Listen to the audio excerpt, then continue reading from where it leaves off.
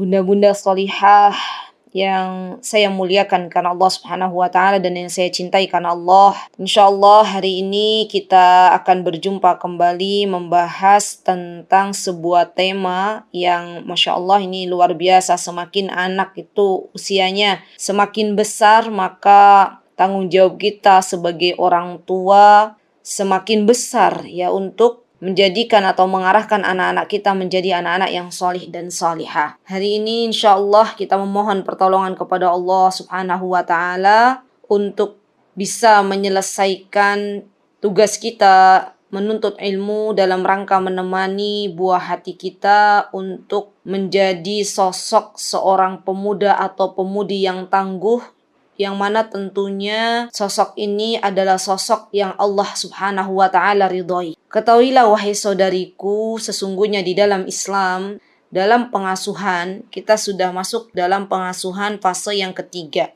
Di dalam Islam itu pembagian usia pengasuhan ini sudah dijelaskan oleh Rasulullah SAW. Yang pertama adalah pengasuhan di mana anak-anak kita masih kecil atau masih kekanak-kanakan atau masih kanak-kanak, atau dalam bahasa Arabnya namanya fase tufulah. Pula itu anak-anak. Yang kedua adalah fase mumayyiz, sebelum mereka baligh, sebelum mereka mencapai usia baligh dan menjadi seorang mukallaf. Dan yang ketiga, hari ini insyaallah kita akan belajar yaitu fase murahaqah. Murahaqah itu adalah anak-anak yang sudah mencapai masa balighnya. Ini disebut dengan murahaqah. Insyaallah kita akan bersama-sama belajar tentang apa itu fase-fase murahaqah. Dan ketahuilah wahai saudariku, sesungguhnya di dalam Islam itu tidak dikenal yang namanya masa remaja. Jadi kita kan kenal remaja ya. Misalnya kalau kita dulu kenal, itu sebenarnya kata remaja itu bukan dari Islam tapi dari orang-orang barat. Dan kita sebagai orang yang beriman dan kita sebagai seorang muslimah, seorang muslim, tentunya kita memiliki panduan yang lebih lengkap. Di antara panduan yang kita jadikan panduan hidup adalah Al-Quran dan Sunnah Nabi kita Muhammad SAW. Kalau kita tengok ya, di dalam hadis-hadis Nabi kita Muhammad SAW banyak disebutkan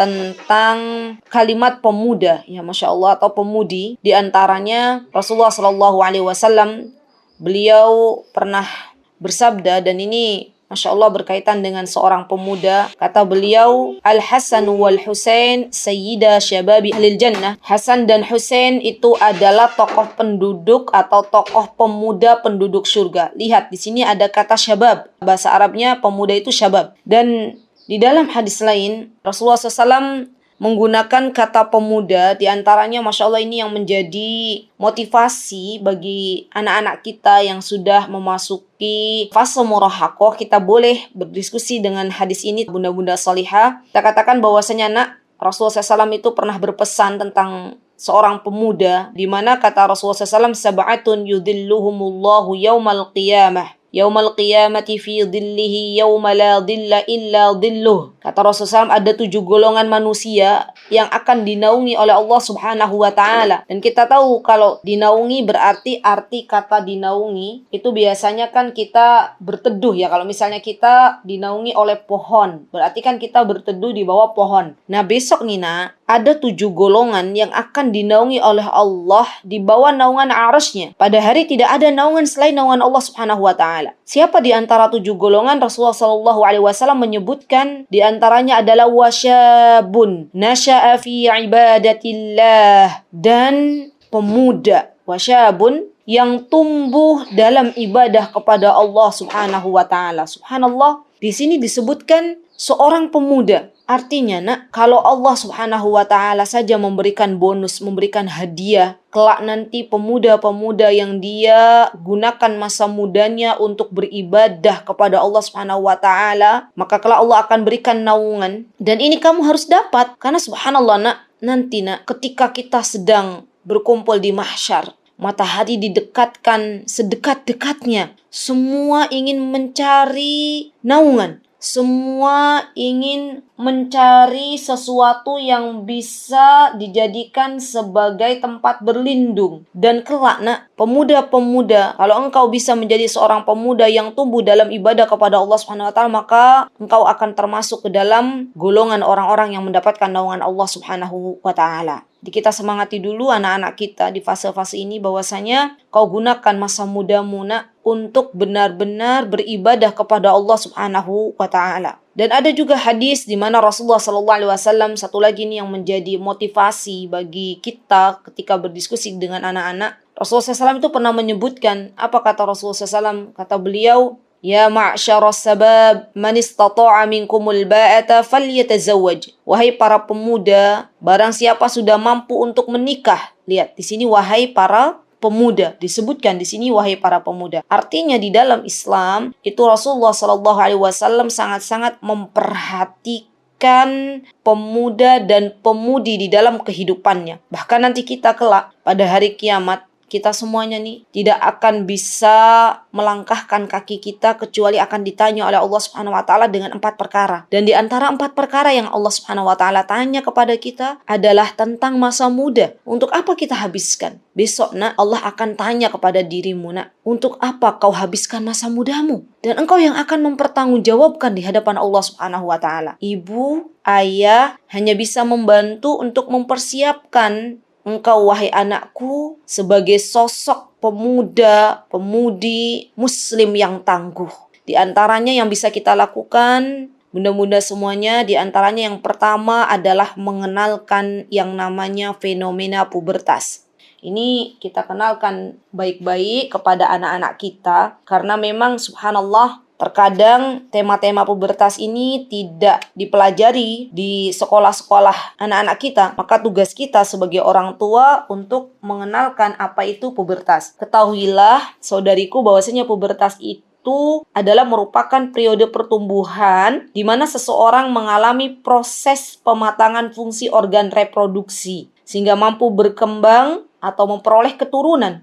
Dan yang namanya pubertas itu berbeda dengan baligh. Karena kita tahu semuanya bahwasanya pubertas itu bisa panjang waktunya. Kalau pada laki-laki biasanya pubertas itu dimulai sejak usia 9 atau 10 tahun sampai 18 tahun. Begitu pula dengan anak-anak perempuan. Anak perempuan biasanya lebih cepat pubertasnya. Nah, kalau baligh itu adalah titiknya. Baligh itu adalah titik dari masa-masa pubertas. Nanti insya Allah kita akan bahas. Nah, kemudian kita jelaskan juga kepada anak-anak kita bahwasanya nak, kalau kamu nanti sudah puber, misalnya ya, sudah pubertas atau tanda-tandanya sebelum kamu pubertas itu biasanya ada tanda-tandanya nak. Di antara tanda-tandanya kita kenalkan bahwasanya misalnya kita lihat mulai dari mengenalkan perubahan fisik mereka. Biasanya kalau anak-anak perempuan, mohon maaf ya, ini juga kita harus jelaskan. Jadi untuk mengenalkan tanda-tanda pubertas ini, hendaklah anak-anak dipertemukan dengan gendernya masing-masing. Jadi kalau kita punya putri, punya anak perempuan, maka yang diajak ngobrol itu kita sebagai ibunya. Kalau kita punya anak laki-laki, maka membahas tentang pubertas ini yang diajak sebagai teman diskusi atau teman ngobrolnya adalah suami kita. Nah, misalnya kita punya anak perempuan nak, nanti yang namanya puber itu nak, tanda-tandanya diantaranya misalnya badanmu cepat tingginya, pinggulmu mulai melebar, keringat mulai berlebih ya. Kadang timbul yang namanya ada jerawat. Kemudian kalau untuk perempuan mohon maaf sekali ya, adanya payudaranya mulai tumbuh, adanya rambut pada kemaluan, adanya rambut pada ketiak, itu kita menjelaskan. Dan insya Allah tidak lagi seperti kalau zaman dulu itu kan membahas seperti ini itu sepertinya tabu ya. Zaman sekarang harus kita jelaskan karena fitnah di zaman sekarang itu berbeda dengan fitnah zaman dahulu ketika kita masa-masa puber. Dan kalau bagi laki-laki misalnya ya, itu seorang ayah dia harus menjelaskan kepada anak-anaknya, kepada anak laki-lakinya, misalnya tanda-tanda puber itu perubahan pada fisiknya ya, misalnya perubahan pada organ reproduksi ya, kemudian jakunnya sudah mulai membesar, suaranya sudah mulai berubah. Mungkin di antara anak-anak yang laki-laki itu nanti ada jenggot, jangan kaget ketika ada jenggot, kemudian badannya mulai berotot gitu ya. Mohon maaf, dan biasanya kalau keringatnya itu tambah banyak, biasanya badan juga mulai bau. Nah, ini juga boleh kita kenalkan kepada anak-anak sehingga anak-anak tahu, oh kalau sudah ada tanda-tanda fisik seperti ini berarti saya sebentar lagi akan menuju balik dan sekarang saya sedang menikmati yang namanya pubertas. Nah, kemudian untuk perubahan, itu tadi perubahan fisik ya bunda-bunda semuanya. Untuk perubahan jiwa biasanya kita nih sebagai orang tua harus benar-benar mengenali anak-anak ketika masa-masa mereka sedang puber. Kadang kita menemui misalnya anak perempuan kita tiba-tiba dia merasa ingin lebih diperhatikan, ingin lebih disayang, mulai tertarik dengan lawan jenis, curhat-curhat. Mi, kayaknya dia ganteng deh, ada Fulan yang kemarin saya lihat itu ganteng misalnya. Itu berarti lagi puber anak-anak perempuan kita. Kemudian mulai dia senang bermain dengan kawan-kawannya, egonya mulai tinggi, yang biasanya mungkin nurut, tiba-tiba kok dia mulai sepertinya kehendaknya sendiri tuh pengen lebih diutamakan. Nah, ini diantara tanda-tanda perubahan jiwa pada anak-anak di masa-masa puber. Kemudian, setelah kita mengetahui tanda-tanda puber baik itu untuk anak-anak laki-laki maupun anak-anak perempuan, maka kemudian yang perlu kita kenalkan adalah persiapkan titik balik. Nih, penting banget nih untuk kita. Kalau dulu kayaknya kan ilmu tentang menyiapkan masa balik itu tidak semudah kita dapatkan di zaman sekarang ya, Masya Allah. Dan Alhamdulillah dengan izin Allah, sekarang kita bisa lebih banyak lagi belajar ya tentang apa itu balik, dan kita ajarkan juga, kita bagi juga kepada anak-anak kita. Kita bisa diskusikan kepada anak-anak kita jelaskan kepada anak-anak kita, misalnya, nak, apa itu balik, misalnya ya. Nah, kita jelaskan bahwasanya namanya balik itu, nak, berasal dari kata balagho. Balagho itu artinya sampai. Berarti kamu kalau sudah balik, maksudnya kamu telah sampai usiamu pada tahap kedewasaan. Dan kamu, wahai anakku, kalau engkau sudah balik, berarti engkau menjadi seorang mukallaf, seorang yang dibebankan syariat oleh Allah Subhanahu wa Ta'ala, yang bertanggung jawab terhadap dirimu sendiri, dan malaikat mulai mencatat setiap amalanmu. Jadi engkau yang bertanggung jawab dengan apa yang engkau lakukan, baik itu amal soleh maupun dosa-dosa yang engkau lakukan. Itu semuanya berarti engkau menjadi seorang mukallaf. Nah, kemudian kita jelaskan tanda-tanda balik itu seperti apa. Kalau anak-anak perempuan itu misalnya mencapai usia balik, pertama tanda-tandanya mengalami menstruasi. Kemudian biasanya juga ada tanda yang bisa kita ketahui, dia sudah mengeluarkan cairan mani. Ini untuk perempuan juga ada. Tumbuh rambut kemaluan yang tebal, kasar dan ikal ya. Ini juga diantara tanda-tanda bahwasanya anak-anak perempuan kita sudah balik. Kalau anak-anak laki-laki biasanya ditandai dengan apa? Ketika mereka sudah balik, biasanya mereka adanya keluar air mani atau mimpi basah, dan juga tumbuh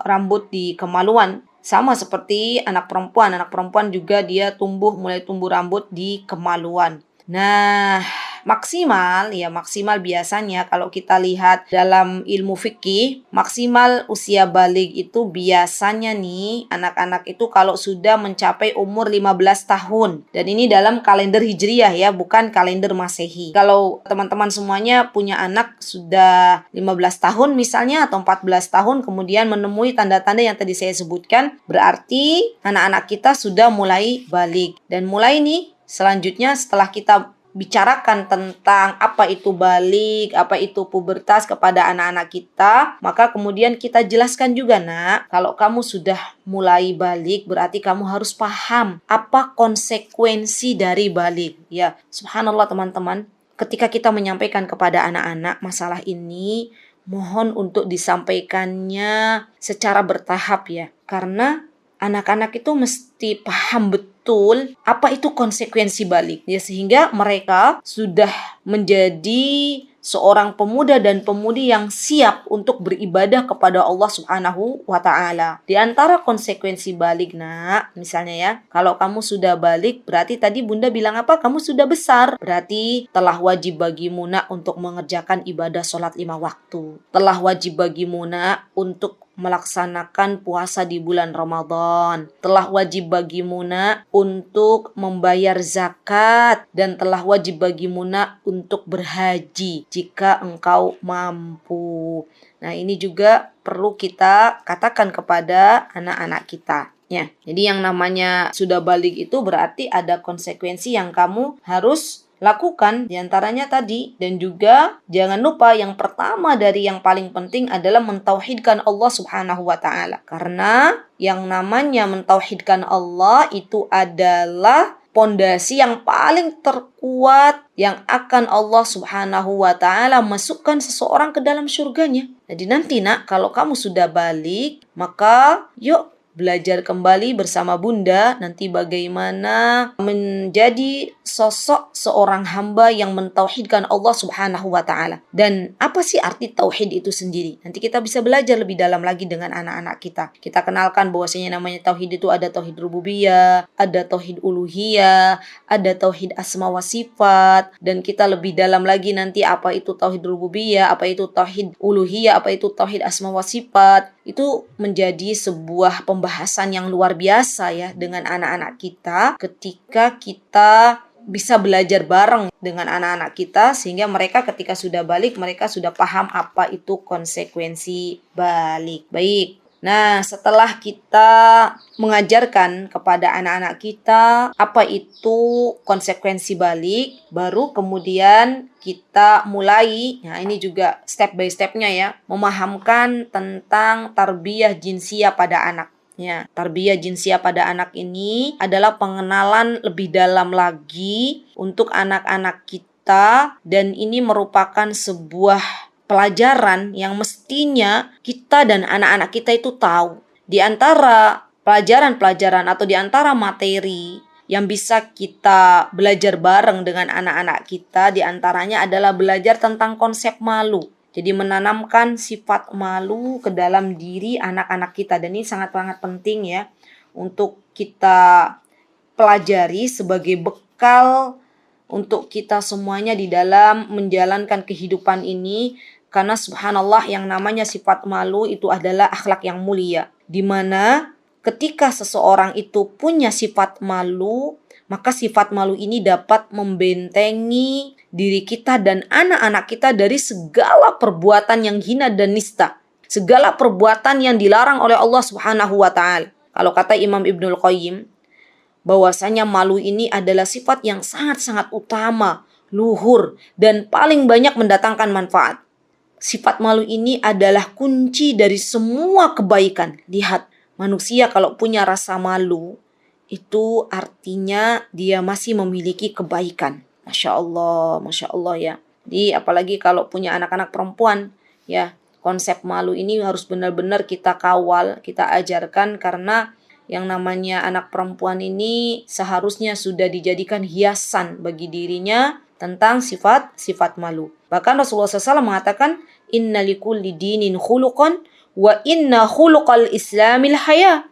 Setiap agama itu memiliki akhlak, dan akhlak Islam itu adalah malu. Subhanallah. Dan Rasulullah SAW mengatakan, al-haya'u kulluhu khair. Rasa malu itu semuanya baik. Subhanallah. Bahkan al-haya'u la ya'ti illa bi khair. Kata Rasulullah SAW, rasa malu itu tidak akan datang kecuali pasti akan membawa kebaikan. Lihat. Rasa malu kalau dimiliki oleh seseorang, mesti nanti efeknya itu akan ada banyak kebaikan yang mengikutinya. Allahu Akbar. Subhanallah, bahkan Rasulullah SAW ya mengatakan malu itu adalah bagian dari iman. Kita pernah dengar hadisnya, ya hadisnya sudah terkenal. Apa kata Rasulullah SAW? Al-haya'u wal iman, atau al-imanu bid'un wa sab'una syu'bah, wal haya'u syu'batun minal iman.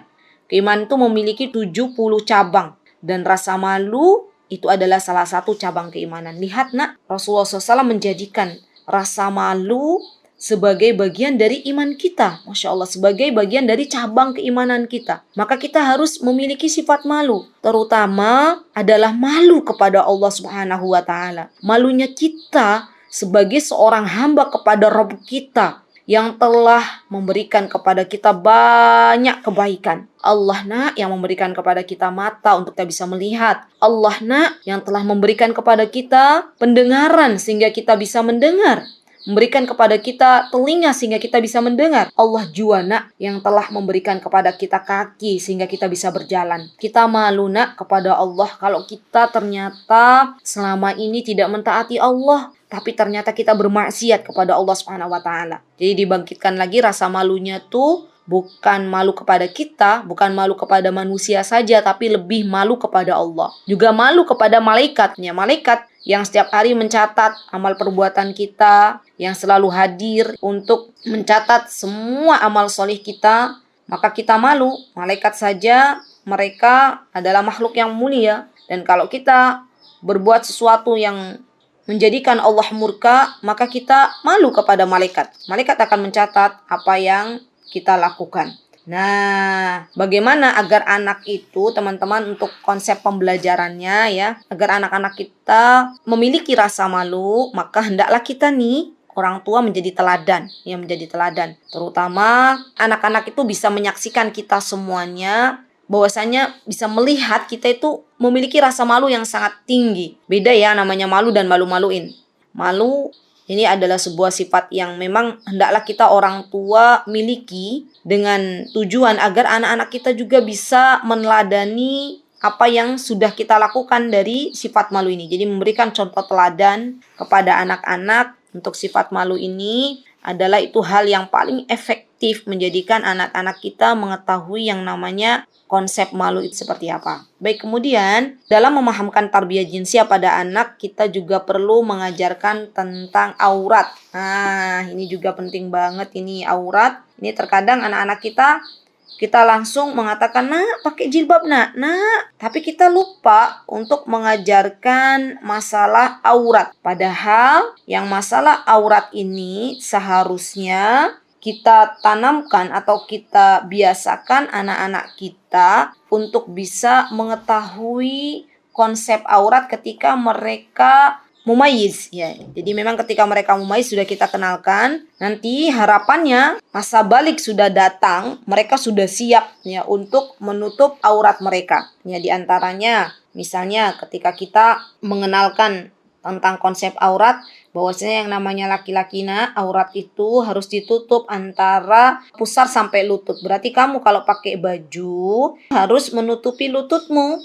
Bajumu harus menutupi pusarmu. Dan juga bagi anak perempuan itu hendaklah dia menutup aurat ketika keluar dari rumah. Ya, ketika keluar dari rumah dan ketika kamu misalnya di dalam rumah berjumpa dengan orang-orang yang bukan mahrammu, maka kamu harus menutup aurat. Aurat seperti apa antara engkau dengan laki-laki yang bukan mahrammu? Aurat yang seperti apa ketika engkau berada dalam sholat? Aurat seperti apa ketika engkau batasan-batasannya itu harus sudah dimengerti oleh anak-anak kita. Ketika engkau bertemu dengan mahrammu, ketika engkau bertemu dengan sesama wanita, ketika engkau bertemu dengan sama laki-laki, ini batasan-batasan yang perlu kita jelaskan kepada anak-anak. Kemudian ada hijab. Nah ini nih, kalau punya anak perempuan ya tentunya kita sebagai seorang ibu perlu juga mengenalkan yang namanya berhijab. Karena berhijab ini adalah perintah dari Allah Subhanahu wa Ta'ala. Dan kita kenalkan mulai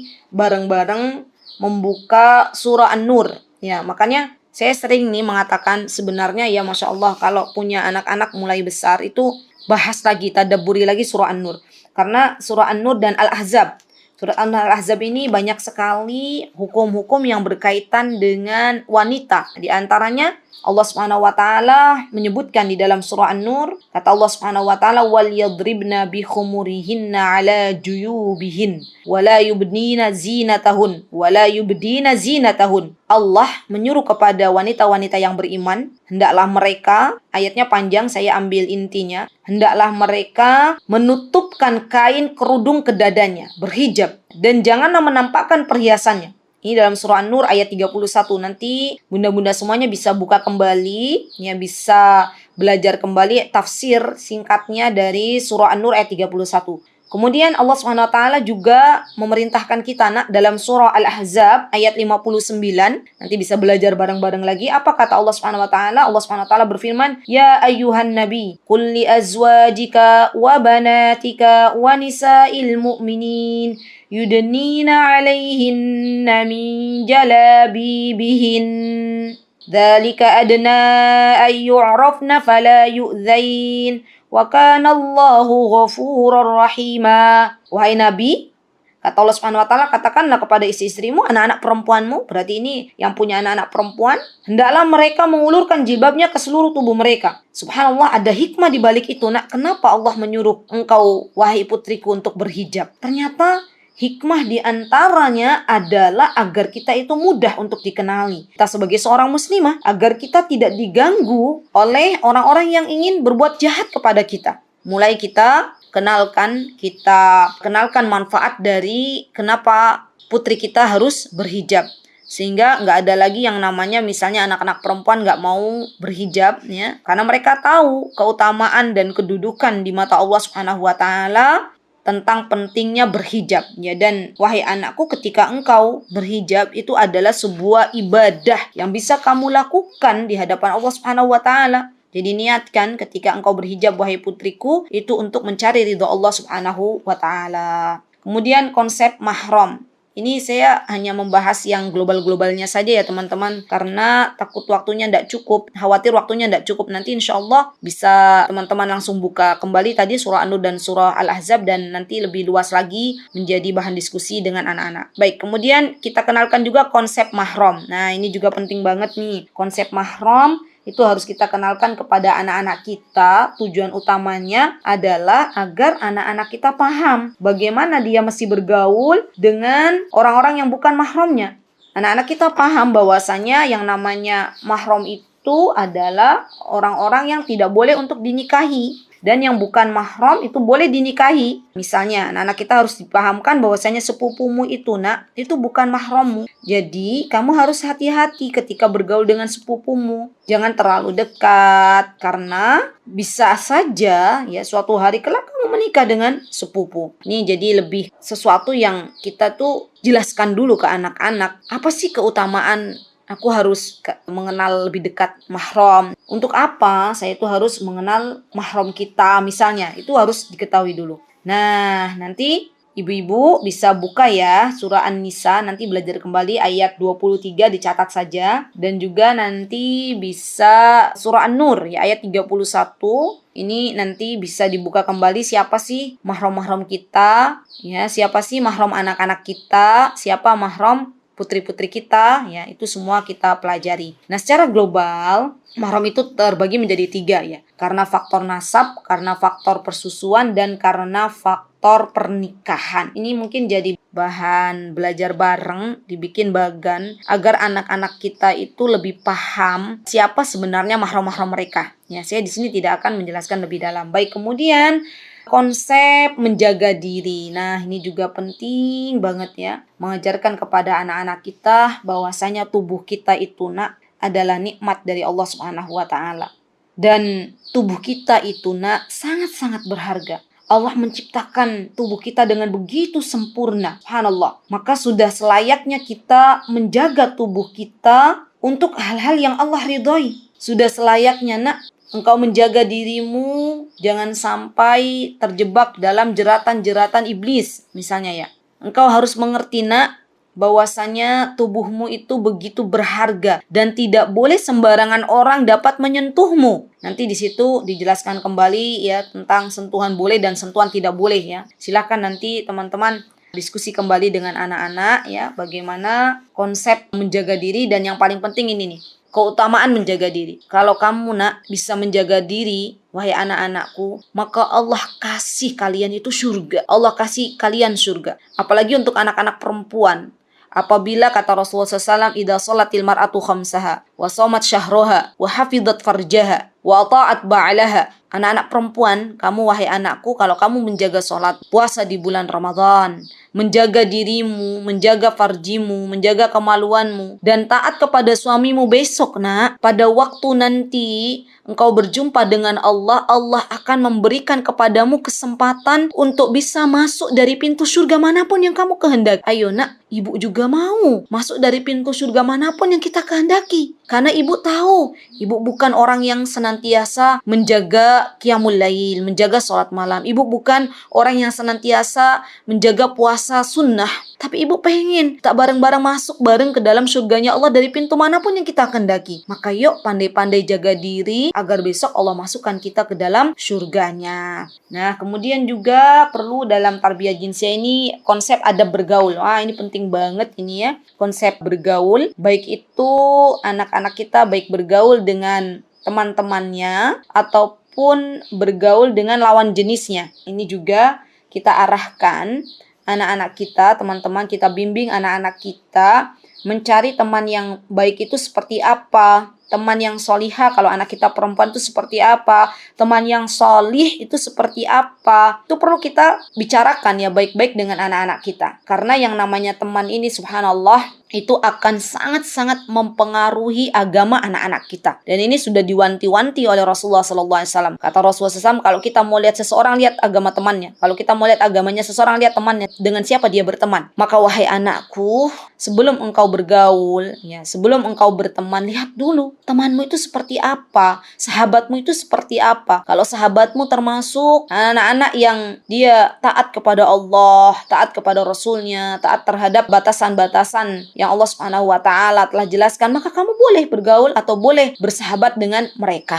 Nah, ini harus kita arahkan. Kemudian juga tadi adalah bergaul dengan lawan jenis. Nah, ini juga perlu kita tekankan kepada anak-anak kita, sebenarnya bergaul dengan lawan jenis itu seperti apa. Kalaupun nanti kamu berjumpa dengan lawan jenismu, maka apa yang mesti kamu lakukan? Apa yang mesti kamu perbuat? Di antaranya nanti mulai lagi dengan membiasakan anak-anak kita dengan menundukkan pandangan. Jadi nak, kalau kamu berjumpa dengan lawan jenismu, maka yang pertama kali kamu harus lakukan itu nak, jangan biarkan pandanganmu memandang sesuatu yang tidak diperbolehkan oleh Allah Subhanahu wa taala. Tundukkan pandanganmu nak, karena sesungguhnya yang namanya menundukkan pandangan ini adalah perintah dari Allah Subhanahu wa taala. Rabb kita yang memerintahkan itu nak. Allah Subhanahu wa taala memerintahkan bagi seorang laki-laki mukmin dan seorang wanita mukminah untuk sama-sama menundukkan pandangan. Qul lil mu'minina yaghuddu min absarihim wa yahfadhu furujahum. Kemudian Allah Subhanahu wa taala mengatakan wa qul lil mu'minati yaghuddna min absarihin. Teman-teman nanti bisa buka surah An-Nur ayat 30 dan 31. Ini berkaitan dengan tugas kita semuanya ya sebagai wanita-wanita yang beriman untuk menundukkan pandangan. Karena ketahuilah wahai anakku, sesungguhnya semua maksiat, kata Imam Ibnul Qayyim, itu bermula dari sebuah pandangan. Subhanallah. Sebuah perzinahan itu berawal dari pandangan. Maka hati-hati ketika memandang lawan jenis, karena yang namanya mata itu bisa berzina, hati juga berzina. Dan zinanya mata adalah melihat sesuatu yang dilarang oleh Allah Subhanahu wa taala. Dan zinanya hati adalah ketika dia terus memikirkan syahwat yang dilarang oleh Allah Subhanahu wa taala. Nah, itu perlu kita kenalkan juga kepada anak-anak kita. Kalau kamu nak sudah bergaul dengan lawan jenismu nak, maka hindari yang namanya berpacaran. Nah, nanti ini ada dalam konsep cinta. Dan juga ada yang perlu dipelajari dalam tarbiyah jinsiah adalah adab meminta izin. Nah, adab meminta izin juga ini perlu teman-teman kita kenalkan kepada anak-anak kita, bahwasanya ketika engkau wahai anakku akan masuk ke kamar ibu, ke kamar ayah, maka mesti kau ketahui waktu-waktunya. Waktu-waktunya kapan kamu masuk ke kamar ayah, ke kamar ibu, ke kamar orang tuamu, dan di sini sudah diatur sedemikian rupa oleh Allah Subhanahu wa taala. Ada dalam surah An-Nur lagi ayat 27, nanti teman-teman bisa belajar kembali. Kata Allah Subhanahu wa taala, ya ayyuhalladzina amanu la tadkhulu buyutan ghairu buyutikum hatta tasta'nisu wa tusallimu ala ahliha dzalikum khairul lakum la'allakum tadhakkarun. Dan juga ada di surah An-Nur ayat 58. Ini Allah Subhanahu wa taala menyatakan kepada kita orang-orang beriman yang memiliki anak-anak, di mana anak-anak kita harus meminta izin kepada kita itu sehari 3 kali. Sebelum sholat subuh, jadi waktu yang kamu tuh nak kalau masuk ke kamar ibu, kamar ayah, itu harus izin.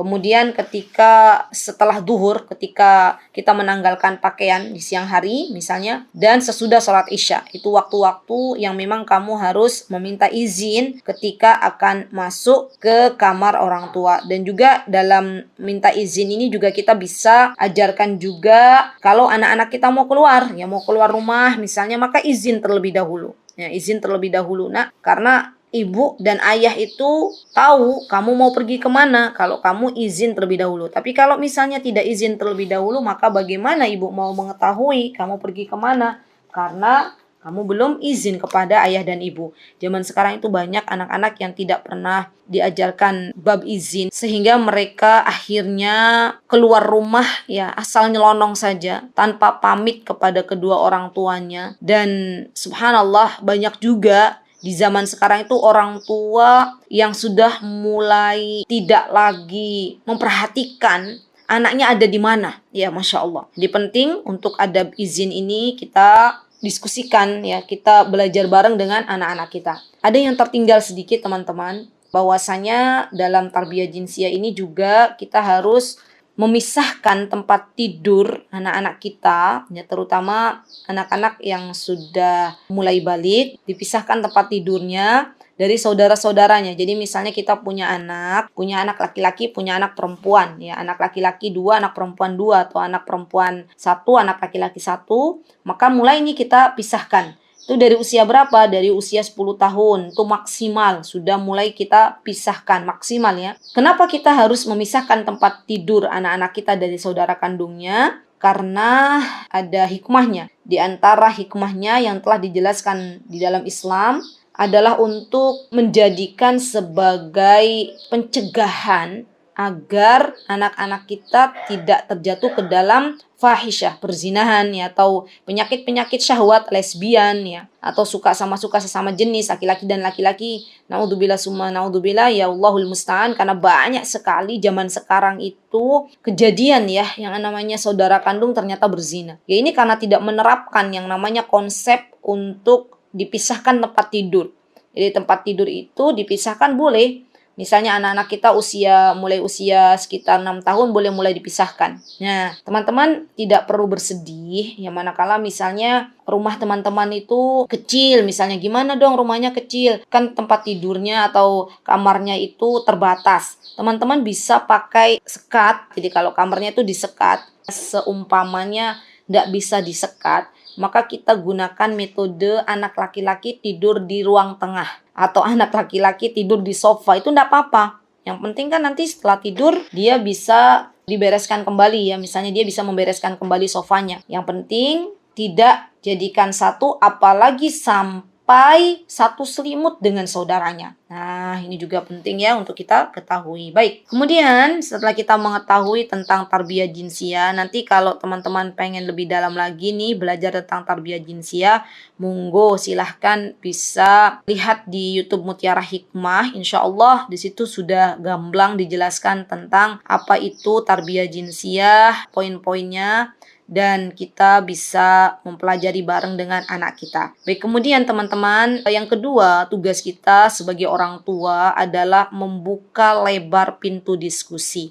Nah, ini juga penting. Karena anak-anak di usia 9-14 tahun, itu mereka lebih senang untuk kita jadikan sahabat.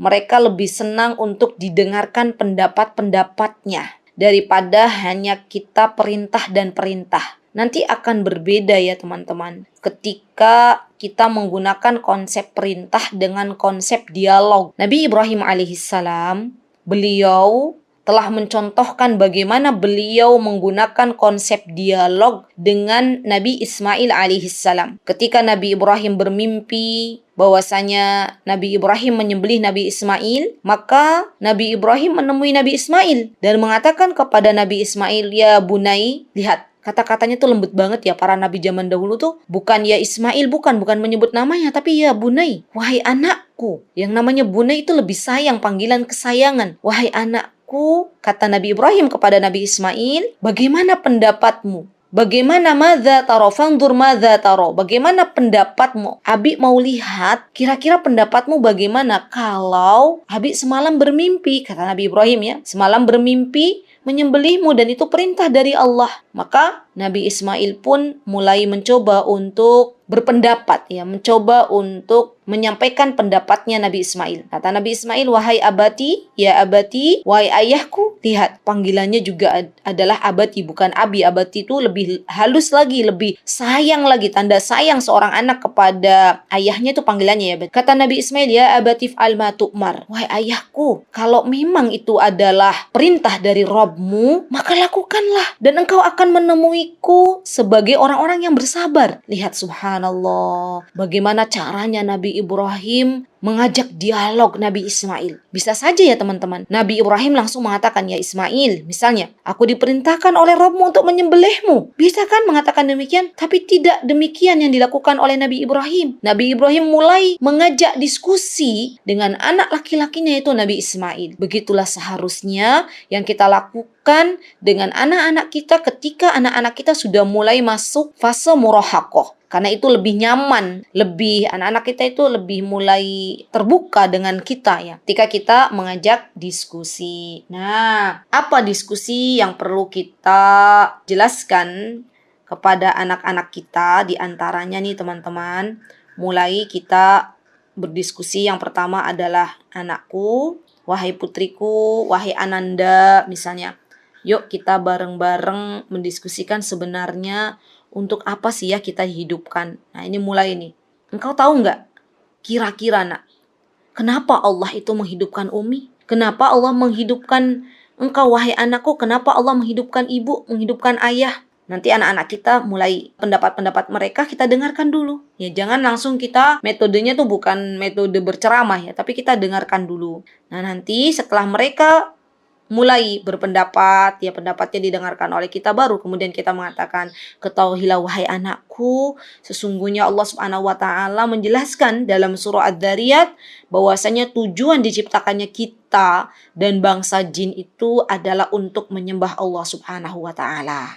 Nah, ini terus mulai masuk pertama, misalnya berarti nak, yang namanya ibadah itu ketika Allah ini ingin kita semuanya menyembah Allah, ketika Allah ingin kita semuanya menyembah Allah, ketika Allah ingin kita semuanya beribadah kepada Allah, berarti kita harus tahu lebih dalam nak, apa sebenarnya yang diinginkan oleh Allah Subhanahu wa taala. Mulai kita kenalan yuk. Siapa sebenarnya Allah Subhanahu wa taala? Yuk kita kenalan siapa Rasulullah sallallahu alaihi wasallam. Rasulullah tuh diutus ke dunia ini oleh Allah Subhanahu wa taala dengan sebuah tujuan yang sangat-sangat mulia. Ya, kita mulai. Nanti dari situ mulai nih teman-teman. Teman-teman mengajak lagi diskusi tentang rukun Islam dan rukun iman. Ya, rukun Islam dan rukun iman, pembahasannya boleh disederhanakan ya. Nanti teman-teman boleh merujuk ke hadis tentang rukun iman dan rukun Islam. Jadi dijelaskan tapi tidak terlalu detail. Ya, kita lihat kondisi anak-anak. Kalau memang kondisi anak-anak kita dia sudah siap untuk menerima penjelasan yang panjang, boleh kita jelaskan. Tapi kalau memang misalnya baru awal-awal dijelaskan tentang rukun iman, tentang rukun Islam, maka mulailah dengan yang sederhana terlebih dahulu. Nanti baru setelah anak kita terbiasa dan mengenal apa itu rukun iman, apa rukun Islam, dan terbiasa melaksanakannya, maka kemudian kita mulai step by step menjelaskan lebih dalam lagi. Nah, subhanallah, kemudian boleh juga nih kita jelaskan bahwasanya nak, tujuan utama kita di dunia itu adalah untuk menyiapkan bekal menuju satu kampung halaman yang itu sudah pasti ada nak, yaitu akhirat. Nah, yang namanya hari kiamat itu adalah sebuah kepastian. Dan yang namanya kematian itu itu adalah sebuah keniscayaan. Ibu, ayah, dan engkau wahai anakku semuanya akan meninggal dunia. Semuanya akan kembali kepada Allah Subhanahu wa taala. Maka yang perlu kita pikirkan adalah apa yang nanti kita bawa ke hadapan Allah Subhanahu wa taala. Mulai kita diskusi lagi bareng-bareng ya teman-teman dengan anak-anak kita nih nanti tentang kehidupan akhirat. Ya Allah, indahnya ya kalau subhanallah saya tuh bisa bayangin ya. Anak-anak yang hatinya tuh dekat dengan Allah, hatinya tuh dekat dengan akhirat gitu ya. Senantiasa mengingat kematian. Masya Allah, ini luar biasa. Kalau kita nih diberikan taufik oleh Allah untuk bisa menjelaskan berdiskusi dengan anak-anak kita dan anak kita mudah menerima apa yang menjadi bahan diskusi kita itu Masya Allah, anak-anak kita solih dan solihah Masya Allah, dan ini merupakan hadiah terbesar dari Allah Subhanahu wa ta'ala. Baik, kemudian setelah kita berdiskusi bareng memaknai tujuan hidup itu apa, negeri akhirat itu seperti apa, bekal apa yang mesti kita persiapkan untuk menuju negeri akhirat, baru kemudian kita boleh berdiskusi tentang pengalaman atau kita cerita tentang pengalaman hidup kita. Ya, nah ini anak-anak seneng banget ini. Kalau biasanya kalau misalnya kita cerita, nah dulu ibu misalnya ya, atau misalnya suami kita bercerita kepada anak-anak laki-lakinya, nah dulu ayah waktu zaman seusiamu itu misalnya pengalamannya berteman, aja punya temannya itu solih gini. Ceritain, ibu waktu usia seperti kamu menjadi seorang pemudi, ibu itu dulu waktu pertama kali dapat haid misalnya ya, itu ibu itu adalah pengalaman yang sangat-sangat luar biasa bagi ibu, dan ibu seperti ini ceritakan.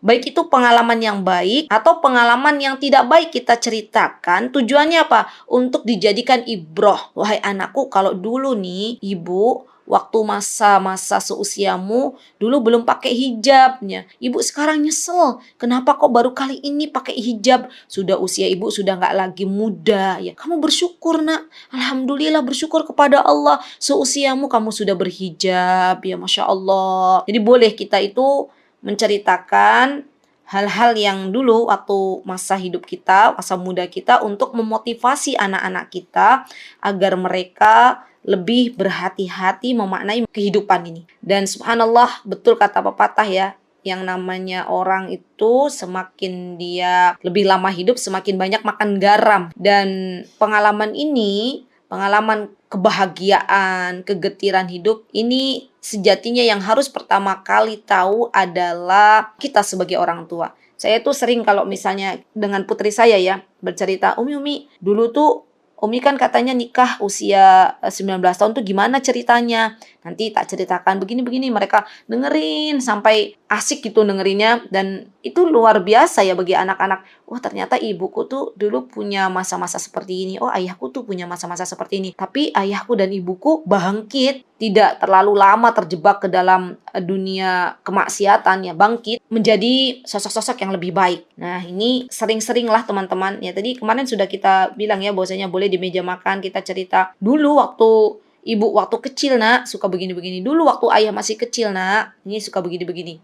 Ya Masya Allah. Kemudian teman-teman yang dimuliakan oleh Allah Subhanahu wa ta'ala, setelah kita bercerita pengalaman kehidupan kita kepada anak-anak kita, baik pengalaman-pengalaman yang membawa kebahagiaan atau kegetiran ya kita ceritakan. Selanjutnya yang menjadi tugas kita ketika kita menjadi teman bagi anak-anak kita adalah menyiapkan mereka bekal kehidupan. Nah, ini juga penting banget ini. Mohon dicatat ya, karena banyak sebenarnya persiapan bekal hidup anak-anak kita.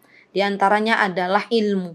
Katakan kepada diri anak-anak kita, ibu ingin engkau menjadi seorang pembelajar yang tangguh dimanapun dan kapanpun.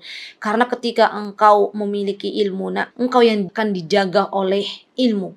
Engkau yang akan dibimbing oleh ilmu. Dan ketahuilah wahai anakku, bahwasanya yang namanya amal solih, yang namanya ibadah, kalau pengen diterima di hadapan Allah Subhanahu wa ta'ala, maka kamu harus berilmu agama tentunya. Maka nak, ilmu agama ini mesti kamu pegang erat-erat. Mesti kamu belajar nak, sampai Allah wafatkan kita bareng ya. Ibu akan belajar ilmu agama terus. Kamu juga belajar ilmu agama. Karena ini menjadi bekal hidup kita untuk bisa mengenal Allah Subhanahu wa Ta'ala. Untuk bisa menjalani kehidupan ini sampai nanti kita menuju negeri akhirat. Kemudian kita juga bisa membekali anak-anak kita, teman-teman, dengan memberikan terampil berkomunikasi. Nah, ini penting banget ya di zaman dimana anak kita nih, kalau nanti pengen anak-anak kita itu mudah bergaul ya, misalnya itu kita ajarin bagaimana sih berkomunikasi yang baik itu berkomunikasi dengan orang yang lebih besar atau orang yang lebih kecil. Itu kita harus ajarkan agar anak-anak kita besok ketika mereka sudah dewasa, mereka pandai ya, pandai bergaul, baik nanti ketika mereka sudah berumah tangga, pandai bergaul dengan tetangganya, pandai bergaul dengan misalnya dengan keluarga besar suaminya. Nah, ini penting terampil dalam berkomunikasi. Kemudian kita juga membekali anak-anak kita nih untuk bisa, untuk anak-anak perempuan membekali, kalau saya tuh anak-anak diajak ke dapur ya. Jadi menyediakan makanan atau meracik makanan, memasak makanan. Alhamdulillah atas pertolongan Allah, hampir setiap hari itu saya dibantu oleh asisten. Asisten saya di dapur itu anak-anak, dan mereka bertanya, ini lagi masak apa, Mi? Bumbunya apa aja? Ini juga perlu kita bawa anak-anak putri kita ke dapur biar mereka itu sudah bisa yang namanya memasak, sudah bisa yang namanya membedakan mana kunyit, mana jahe, kunyit, laos. Karena zaman sekarang anak-anak itu, teman-teman ya, dalam faktor makanan sudah terbiasa dengan yang namanya junk food. Dan kita tahu yang namanya junk food tuh nggak sehat. Bagaimana anak-anak kita mau mencintai makanan sehat kalau kita nggak pernah mengenalkan makanan-makanan yang halal dan thayyib, yang halal dan baik? Bagaimana anak-anak kita mau mereka hobi masak di dapur kalau kita nggak pernah membawa mereka ke dapur? Maka bagi kita yang punya anak-anak yang sudah usia-usia tadi 10-14 tahun, bolehlah kita bawa ke dapur. Kenalkan bagaimana anak-anak meracik makanan, ya meracik masakan sehingga menghasilkan masakan yang lezat. Kemudian boleh juga nih kita bekali anak-anak kita kalau laki-laki ya dengan skill bagaimana nanti mereka untuk bisa bekerja. Ya boleh, karena yang namanya anak laki-laki itu kan nanti kelak mereka akan bertanggung jawab memberikan nafkah kepada keluarganya. Ini boleh ya sebagai seorang ayah nanti yang memberikan bagaimana anak laki-lakinya cara untuk mendapatkan ma'isyah, mendapatkan nafkah. Ini harus sudah dipersiapkan. Insya Allah nanti lebih dalam teman-teman bisa belajar kembali. Kalau pernah saya belajar itu, jadi anak-anak itu sejatinya boleh dibekali dengan pengalaman magang. Ya, magang, belajar dari ahlinya, ini sebagai bekal kehidupan mereka. Baik, kemudian yang perlu dibekali juga, nah ini juga penting banget nih. Bagaimana anak-anak kita mengurus dirinya sendiri.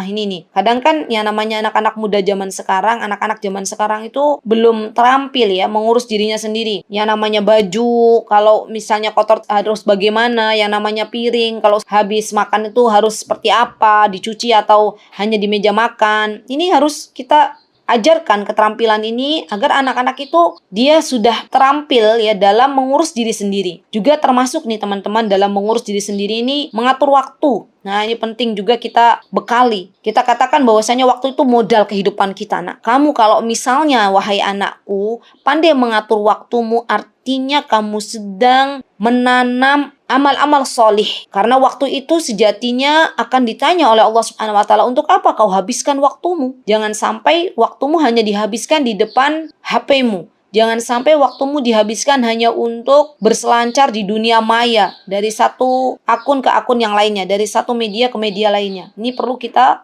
kenalkan juga sebagai bekal kehidupan mereka. Dan yang terakhir ya teman-teman, menjadikan anak-anak kita itu memberikan skill, kalau tadi kan memberikan bagaimana cara mencari nafkah. Ini kalau untuk anak laki-laki dan perempuan ini dibedakan. Terutama kalau anak-anak perempuan, ajarkan juga tentang ilmu keputrian. Sehingga nanti menyiapkan anak-anak ini menjadi calon-calon istri-istri yang salihah, calon ibu-ibu yang salihah. Bagaimana nanti mengurus anak-anak, bagaimana kamu menjadi istri yang salihah, ini semuanya adalah persiapan bekal kehidupan mereka. Subhanallah, banyak ya, Masya Allah tugas kita sebagai orang tua, Allahu Akbar. Dan ini mulai kita runut lagi ya, tulis lagi, checklist lagi. Kira-kira apa yang sudah kita berikan dan apa yang belum diberikan. Terakhir adalah diskusi untuk mempersiapkan jejak kebaikan dalam kehidupan mereka.